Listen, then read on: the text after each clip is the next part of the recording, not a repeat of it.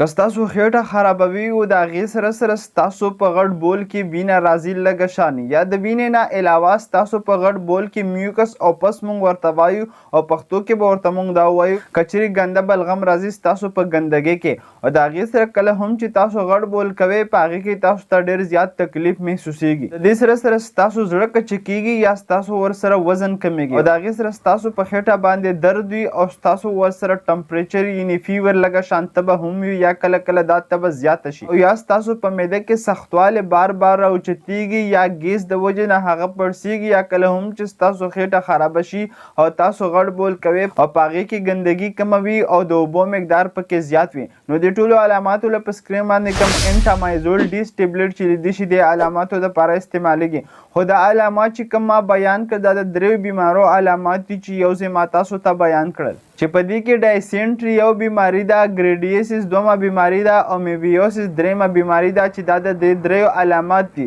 او د دې بیا خپل علاج دی، خو دا ټیبلټ د دې دریو بیمارو په علاماتو کې استعمالیږي. دا انټامایزول ټیبلټ که چیرې تاسو د ډاکټر هدایاتو نه بغیر استعمال کړئ یا تاسو په یو ټایم باندې ډېر زیات استعمال کړئ کوم ته چې اوور ډوز ویلی شي نو دا بیا سایډ افیکټ او نقصانات رابلي او سایډ افیکټ او نقصانات یې دا دي چې دا ستاسو په معده کې ګیز زیاتولی شي کوم ته چې فلویډ لینس ویلی شي او د هغې سره ستاسو زړه کچه کیدی شي او تاسو ته الټې درتلی شي او د دې سره ستاسو په لوږه کې کموالی راتلی شي کوم ته چې انوریکزیا ویلی شي او د دې سره ستاسو د وجود نه د پروټینو مقدار ستاسو په ورکوټي بول کې زیات ستاسو د وجود نه خارجېدی شي او د دې سره ستاسو په وجود باندې ریاکشن هم راتلی شي کوم ته چې هایپر سنسټیویټي ویلی شي او دا انټامایزول ټیبلټ تاسو هغه زنانه دپاره نشي استعمالولی کمې چې حاملې وي یا تاسو دا ټیبلټ ډېر زیات ټایم دپاره نشي استعمالولی که چیرې تاسو ته ډاکټر نه وي پرسکرایب کړی. که چیرې دا ویډیو انفارمیټیو وي خپل فرینډ سره شیر کړئ او دغه شان میډیکل انفارمیشن دپاره زموږ سره اوسئ. شکریه، الله حافظ.